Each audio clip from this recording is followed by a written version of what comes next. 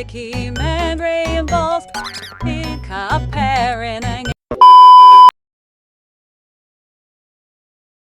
graham cracker, marshmallow, at cowbell.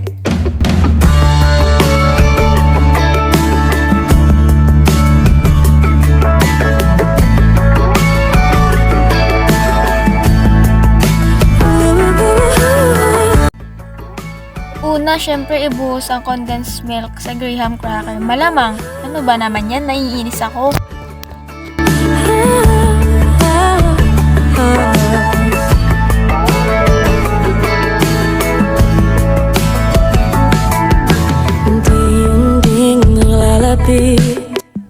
Pagkatapos, syempre haluin mo. Alangan naman titigan mo lang yan, di ba? Sana all baliw.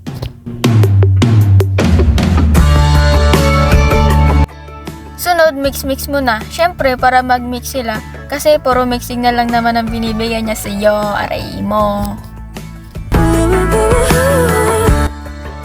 Pagtapos, i-flat mo lang, tas ilagay mo sa gitna yung marshmallow. Alangan naman sa gilid, guys. Tapos ibilog mo lang tulad ng pagbilog niya sa'yo. Unti-unting nalalapit.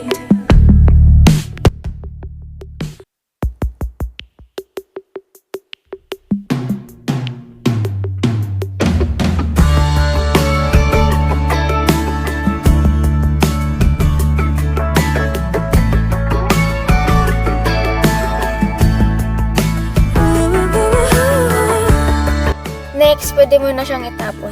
Charot. Siyempre, papagulong mo sa hiniwalay mo na cracker para ka namang hindi nag-iisip ka. Unti-unting nalalapit. Pero what if? What if binalikan mo yung kung paano kayo dati? Kung paano kayo mag-usap? Paano kayo magtawagan? Paano mo siya takbuhan? Every time may problema ka, siya ang takbuhan mo. Tapos bigla mo nalang maalala, no? Habang inaalala mo kung paano kayo dati, mapapatanong ka na lang, ano? Naging kami ba? So, ayan na yung finished product. Ha, hotdog. Diba, madali lang, diba? Gawin mo na, sige. Yan yung gusto mo eh. Alam na. Walang lungkot na sumisilip. Yun lang guys, salamat ha.